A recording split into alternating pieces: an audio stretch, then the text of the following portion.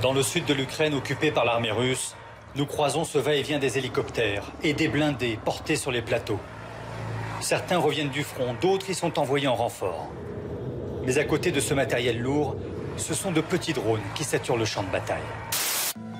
Les voici en action, côté ukrainien comme russe. Plusieurs centaines de ces appareils kamikazes sont détruits chaque jour.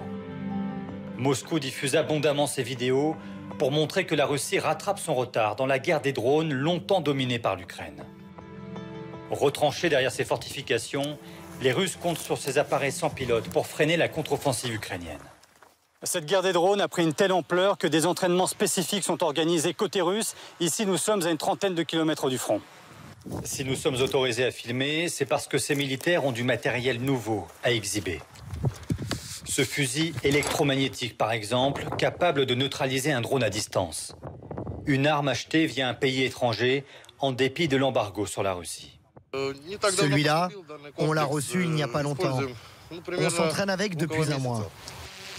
Portée limitée à 1 km pour brouiller les systèmes de navigation et de communication. Encore rares dans l'armée russe au début de l'invasion de l'Ukraine, ces drones bon marché, parfois bricolés, sont aujourd'hui pilotés sur tout le front.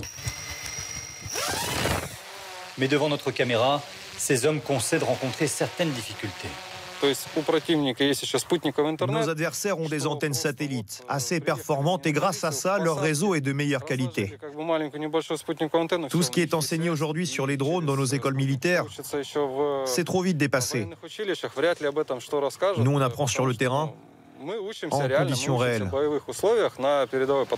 Moscou investit massivement dans ces appareils, mais importer les composants électroniques reste difficile, du fait des sanctions occidentales.